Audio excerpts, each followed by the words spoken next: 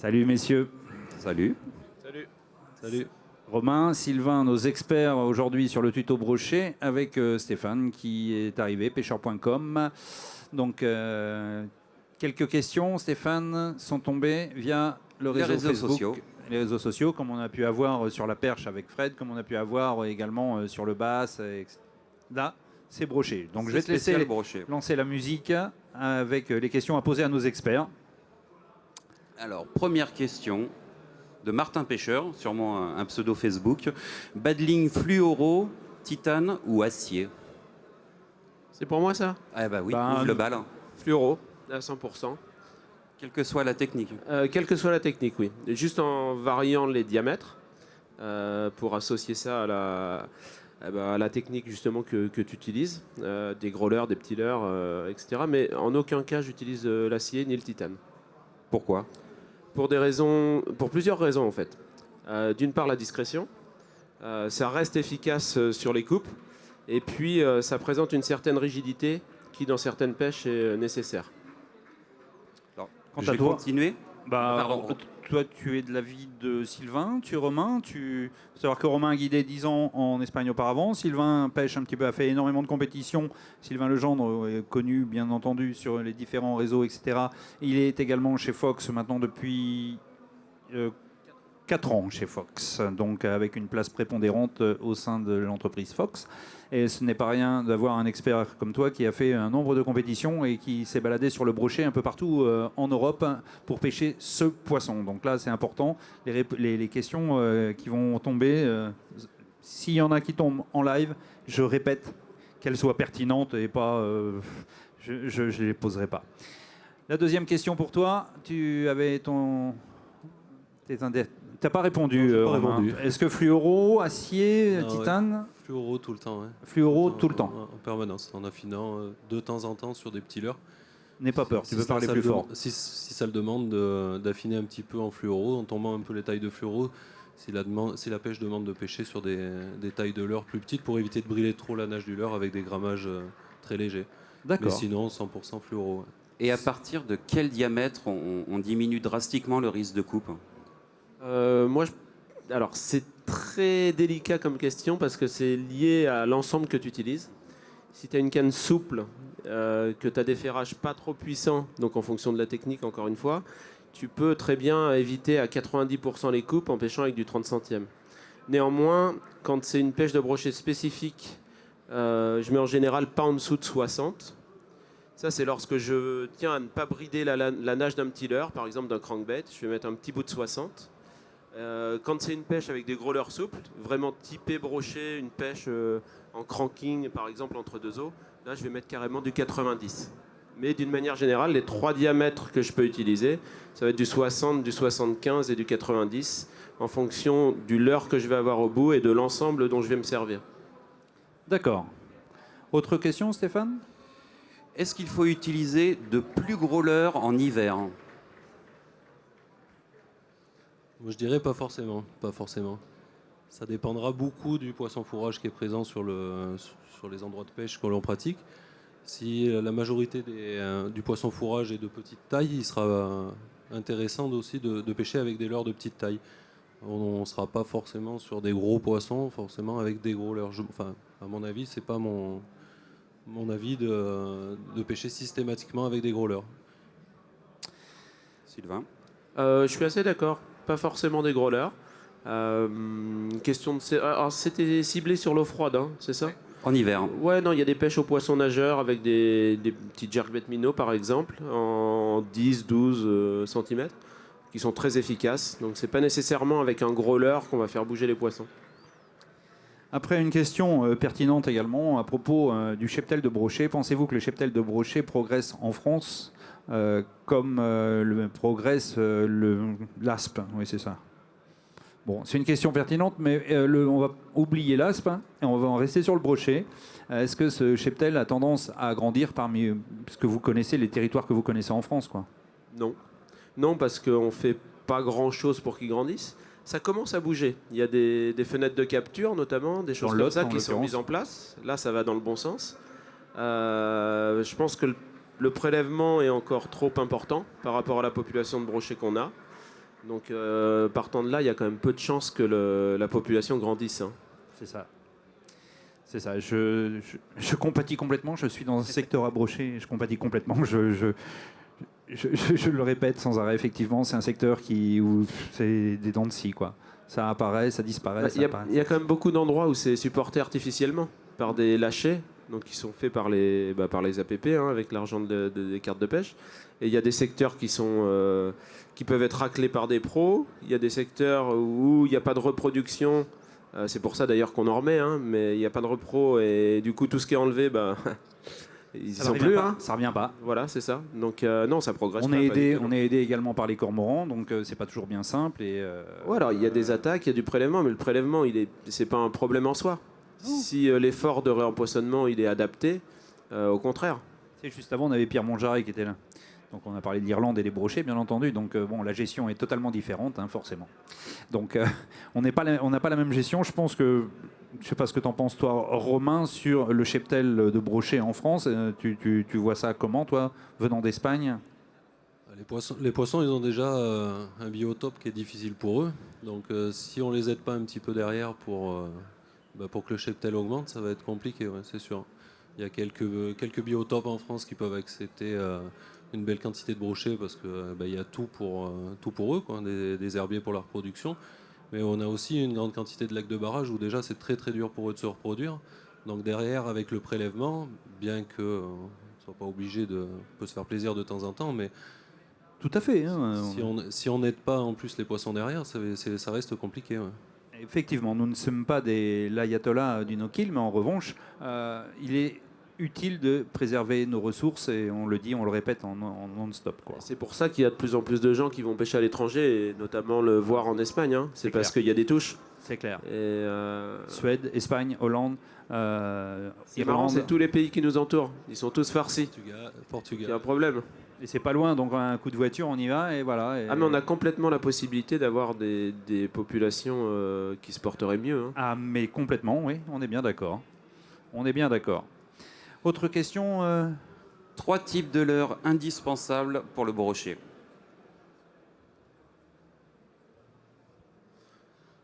Par saison éventuellement. Non, je ne vais pas Non. faire par saison. Si je dois en garder 3 types dans ma boîte, je garde un shad. Ouais. Ok, Quelle parce taille, que ça hein permet de pêcher un peu tout le temps, de couvrir toutes les profondeurs à toutes les vitesses, on va dire. Oh, s'il y en a un que tu dis pas, oh, putain. Je mettrai un chatterbait dans le lot, parce que c'est un leurre de prospection. Et pareil, on n'est pas contraint à une profondeur donnée. On peut jouer sur le trailer pour le faire nager plus ou moins vite, plus ou moins profond. Ça, c'est les 2 premiers. Non, j'arrête à 2, moi ça me va. Non, un troisième. Hein. Tu as un troisième? Ouais, un troisième. Un type, hein, on a dit. Donc là, on a dit Ah, tu peux dire un modèle. Un Hein. que t'es dans ta gamme. Hein. Ouais. un leurre prémonté, un répliquant, mais je le mettais un peu dans la gamme. Je le mettais dans les leurres souples, en Dans fait. les leurres soupes, ouais. Ouais. Et Ouais. moi, j'aurais pas honte de le dire, puisque effectivement, ça fait partie des shads qu'on a dans la boîte en tant que pêcheur de brochet. Toi, Romain? Leurre souple, bien sûr, en premier. Et second, spinner. Et éventuellement lipless aussi. Ouais. Lipless aussi, ouais. Ça dépend où on pêche, mais Par petit. effectivement, ouais. À Bizarre. utiliser avec parcimonie, mais de temps en temps, ouais. Un petit coup de lipless, ça peut être pas mal. Tout à fait. Bizarrement, très peu de leurres de surface. Bah, c'est très fun le leurre de surface, mais c'est pas Mais- un leurre que tu peux prendre dans les 3 pour prendre des brochets toute l'année. D'accord. Ouais. Donc en leurre coup de cœur pour le fun, oui, mais c'est hyper occasionnel. C'est pas la meilleure manière de prendre les plus gros. Et donc je le mets pas du tout dans la boîte celui-là. D'accord. Ensuite, hein, Steph, tu as une autre question? Tombé. Oui. Attends. Ah bah tiens, il y en a une qui Oui. tombe là, que j'aime bien. Comment armer un gros shad? Alors, comment armer un gros shad? Avec un hameçon? Bah oui, je pense, ou c'est en grammage, en hameçon. La question est courte, mais... Alors les gros shads en principe, c'est des leurres qui se ramènent à cranker, donc plutôt au-dessus du fond. Donc l'armement à privilégier dans ce cas-là, ça va être plutôt un hameçon ventral. Donc alors on parlait du répliquant, donc Complètement. c'en est vraiment l'exemple Un ventral. parfait. Hein, c'est un ventral qui va pendre à peu près au tiers du leurre, c'est-à-dire à la verticale de l'hameçon simple, qu'on est libre de laisser ou pas d'ailleurs, parce qu'il ne sert pas à grand-chose. Mais il va y avoir ce triple en ventral, puisque les poissons vont monter chercher ce gros shad. Et c'est un trip qui est bien positionné quand il pend sous le ventre du leurre. Voilà. Et puis, il y a le choix de la taille aussi. Et en fonction de la hauteur du shad, il faut faire attention, et de l'épaisseur surtout, il faut faire attention à avoir un trip qui dépasse suffisamment pour pouvoir un bon ratio de poisson-prix par rapport au nombre de touches. Autre question sympa, ardillon écrasé ou pas?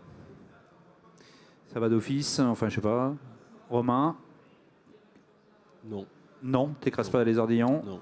Moi j'ai tendance à le faire. Quand je le fais pas, c'est par fainéantise ou par... voilà, c'est que j'y pense pas. Mais, donc ça m'arrive de pêcher avec des ardillons. En règle générale, si j'y pense, bien sûr, je les écrase. On décroche pas plus sans ardillons. On a une meilleure pénétration de la pointe. Ça rentre plus loin, plus facilement. Le brochet, c'est comme un poisson où c'est facile de garder une certaine tension. Quand tu vois que les types à la nymphe pour pêcher les truites, Exact. qui sont des poissons qui sautent avec la soie qui part dans le courant dans tous les sens, etc., ils en décrochent Exact. pas plus qu'avec des ardillons. Sinon, ils les utiliseraient pas. Quand tu vois qu'une truite, ça se décroche pas plus facilement, moi, je les écrase, mais alors sans aucun remords. Et puis, je m'en mets régulièrement dans les doigts en plus. J'allais y arriver. Donc, c'est un autre avantage. Je parlais pas de toi, mais en général, c'est souvent les doigts ou autre partie du corps. Oui, ça c'est clair. Est-ce que le nœud agrafe est vraiment résistant? Émerillon ou pas? J'en sais rien, je les utilise pas. Donc tu utilises des émerillons. Non, des j'utilise agrafes, rien, hein. moi. D'accord. Ah non, du fluoro. Fluoro? Je fais des nœuds. Voilà. Alors, à quelques exceptions près, j'aime bien utiliser une agrafe sur les pêches aux poissons nageurs. Ça peut avoir un intérêt lorsque on a un leurre qu'on a besoin de faire désaxer ou dont on veut préserver le mouvement. Auquel cas, l'agrafe, ça donne suffisamment de liberté en tête du leurre pour lui laisser la latitude souhaitée. Et puis, c'est bien aussi parce qu'on peut changer très facilement et très vite de leurre. Et il y a des pêches où, lorsqu'on veut trouver la bonne taille, la bonne couleur, etc., on a besoin de changer très souvent. Et sinon, pour tous les gros leurres, je fais un nœud agrafe. C'est-à-dire que c'est mon gros fluoro qui me permet de faire une attache lâche que je peux ouvrir et fermer à loisir. C'est Le ça. fameux nœud avec le petit coup de briquet pour faire la boule. Ouais, le champignon. Ça. Et toi, Romain, tu agrafes? Non, non, Non. plus. Non plus. J'utilise Pas d'agrafe. pas le nœud agrafe, mais non. Tout le temps en direct sur les leurres. Hormis, comme le disait Sylvain, sur des pêches plutôt typées de jerk où ça demande une certaine mobilité entre le fluoro et le leurre pour qu'il puisse nager convenablement, que ça le bride pas trop sur des gros fluoros, mais sinon, ouais, non, exclusivement pas d'agrafe. On rajoute en fait suffisamment de poids sur les leurres avec le fluoro, qui est un matériau assez dense, sans avoir à rajouter de la quincaillerie devant en fait. Donc je préfère préserver l'équilibre du leurre et pas forcément rajouter une agrafe qui risque de s'ouvrir, hein, ça s'ouvre régulièrement. Ouais. Donc, Il y a très très peu d'agrafes pour avoir pêché pas mal en Espagne et avoir attrapé quelques poissons quand même avec les clients sur le bateau. Il y a très très peu d'agrafes qui s'ouvrent jamais. Au bout d'un moment, c'est aussi la répétition du nombre de poissons qui font que les agrafes, au bout d'un moment, elles fatiguent et elles peuvent lâcher même si elles sont très costauds. Et sur une pêche au leurre souple, ouais, ça en demande vraiment pas l'utilité d'avoir des agrafes. Après, j'ai une question un peu perso. Enfin, perso, oui, puisque c'est une demande. L'endroit où vous préférez pêcher le brochet. Est-ce que c'est une rivière, un lac, un fleuve? Est-ce qu'il y a un endroit particulier où vous aimez pêcher le brochet plus qu'ailleurs, quoi? Où vous tripez plus sur une technique, pas une technique, mais un lieu? Moi, je suis de la région d'Auvergne, donc je vais vous dire les lacs de barrage. En plus, j'ai guidé longtemps quasi exclusivement sur des lacs de barrage. Je connais très peu la pêche en rivière. Donc je vais vous dire, ouais, moi, c'est un lac de barrage que je préfère pêcher. moi, d'une manière générale, j'aime bien les pêches de bordure, les milieux encombrés, les choses comme ça. Tu croyais que j'allais dire lac alpin, mais en fait, non. Non, pas spécialement. Je pensais non, que tu aurais dit pas peut-être- particulièrement. t'aurais dans le courant, peut-être un Ouais. fleuve ou machin. Non, pas spécialement. Non, les non. pêches d'herbier et d'obstacles en général. D'accord. Où il est caché, où il te surprend. Voilà. Où tu as besoin d'anticiper le lancer suivant pour essayer de battre du terrain, de couvrir et d'imaginer les endroits où ils peuvent être. Pour moi, c'est beaucoup plus enrichissant que de jeter un leurre le plus loin possible et de le ramener entre deux eaux mécaniquement, même si ça permet de faire des très gros brochets. Je m'en fous un peu, je préfère m'amuser à faire des lancers un peu précis et puis avec ce truc d'anticiper le lancer d'après. Je trouve que c'est intéressant. Je sais pas si... Ouais, on pourrait. Comment prospecter dans les eaux très lentes? Alors, ça c'est une question qui est posée en live direct, là. Comment prospecter dans les eaux très lentes? Les eaux très lentes, c'est quoi? Des lacs? Bah ouais, eau très lente, ça veut dire une eau dormante, je pense. C'est la question. Allez, on va l'interpréter à notre façon, on va dire. Ouais, c'est un peu vaste, parce que comment pêcher en lac, c'est avant tout lié à la saison, au type de, aux structures, la profondeur, à tout un tas de choses. Ça peut être en canal, eau très lente, ça peut être un canal bloqué également. C'est un peu compliqué. Ouais, c'est pas terrible. Allez, on va faire une réponse rapide. Les bordures rapidement quand Voilà. au printemps et un peu plus lentement, un peu plus profond quand l'eau refroidit. Ouais. Allez. Ouais. C'est un peu vaste. Vaut mieux préciser les questions. Question live. L'attractant est-il important pour le brochet? Non, pour moi non. Alors j'ai vu, ça veut pas dire qu'il n'y a pas parfois une différence qui est faite. J'ai vu des trucs intéressants, par exemple sur des poissons suiveurs au spinner qui venaient juste pincer le leurre qui était derrière et qu'on pouvait décider avec. Alors c'était pas en mettant de l'attractant, mais c'était avec les gulps, avec des leurres qui étaient imprégnés et qui apportaient un réel plus. Maintenant, c'est loin d'être décisif la plupart du temps. Le brochet il chasse à vue, enfin il déclenche son attaque à vue, et à part le cas très particulier où il va suivre un leurre pendant 10 mètres, enfin, ou même 1 mètre. Pour moi, il y a peu d'intérêt. Non. La dernière, Steph, parce qu'on arrive en bout de parcours. Sur un stick bait armé de 3 triples, lequel enlever pour respecter la législation? Moi, je dirais celui du milieu. Alors, ouais, c'est une question brochet, non? Toute simple. Là, Brochet. Brochet, ouais, ok. Je suis tenté de dire celui du milieu pour garder l'équilibre du leurre, mais j'enlève dans la pratique, je suis tenté d'enlever celui de tête pour différentes raisons, parce que ça permet d'avoir un leurre qui flotte un peu plus haut et la tête un peu plus haute, donc ça permet de pêcher des eaux un peu plus agitées. Et ça, c'est une astuce en fait qui permet de relever le nez du leurre et d'avoir une meilleure action. Et puis ça permet aussi quand on attrape les poissons, et notamment les poissons de taille moyenne, d'avoir une prise ferme sur le leurre pour décrocher. Je trouve ça intéressant. Est-ce que j'ai droit juste à une dernière petite question? Ouais. Comment on tient un brochet pour faire une photo? Si on veut le remettre dans l'eau. Pas Après par la les photo. yeux déjà, ça Ouais. c'est sûr. Je sais pas, moi je le prends par l'ouïe là. La prise de l'ouïe elle est assez facile sur le brochet. Faut juste être un peu flexible du bras pour éviter de les déchirer entre les deux. Mais ouais, moi je mets une main sous le ventre et l'autre dans l'ouïe. Voilà, on fait ça. On le tient à la verticale ou pas? Surtout pas. Non, moi je les tiens pas à la verticale, je les tiens comme ça là. Avec une main dessous et l'autre dans l'ouïe et c'est Voilà. parfait. Ouais. Ça bouge pas. Quand ça bouge, on lâche cette main-là, on essaie de faire ce qu'on peut, tant bien que mal, sans le faire tomber et sans lui faire trop de dégâts. Ouais. Sans ouvrir la main qui le tient un peu, parce qu'elle passera dans les ouïes ou C'est à ça. travers les dents. Et ça saigne un peu. Quant à toi, Romain, tu as Non, de la même manière. Hein. La main droite dans l'ouïe droite et Tout ça, la je main pense gauche qu'on a- dans l'ouïe gauche. on a quasi tous. Et on oublie le fish grip. C'est quoi ça? La pince à poisson. C'est quoi ça? Le truc. Ah bon L'instrument de torture. Ça se faisait pas mal avant. Hein. Mais faut pas renier le truc. Et il y a des situations où. Pour l'aspe. Ouais, non, mais il faut mieux tenir un poisson avec un bon fish grip Moi, je suis articulé rotatif que de risquer de se planter la main et d'abîmer le poisson. Ouais, ça se discute, ouais. Ouais, sache que lors de mes initiations flotte tube, pour les jeunes, Par je exemple- préfère un fish grip qu'ils le prennent comme ça plutôt qu'ils sautent et qu'ils déchirent tout, qu'ils Ouais. s'esquintent et machin. et tout. Ouais. J'en ai pas dans le bateau, mais je suis pas contre à 100%. Non, moi non ouais. plus. Sur un flotte tube, je trouve que c'est utile quelquefois pour les enfants. Surtout pour les gens qui sont pas très à l'aise Complètement. pour tenir les poissons, s'ils le sentent pas, vaut mieux un fish grip plutôt que le poisson il fasse 3 fois le tour du bateau ou Aussi. dans le bateau, c'est sûr. Messieurs, je vous remercie beaucoup de ce passage sur le Avec plateau plaisir. de Merci, Fishing Fred. TV. Merci. Merci. Nos experts, Stéphane, merci. On aura autre tuto demain, je crois. Oui, sur les sondeurs et sur le cendre. Oh putain. Oh là là là là. Ça va être d'enfer. Voilà. Merci messieurs, on vous retrouve sur vos stands respectifs. Vous pouvez les applaudir. C'est pas tous les jours que Sylvain fait le déplacement sur. C'est les micros qui se croisent. Allez, prochain direct dans quelques instants ici, même un nouveau plateau. À tout de suite.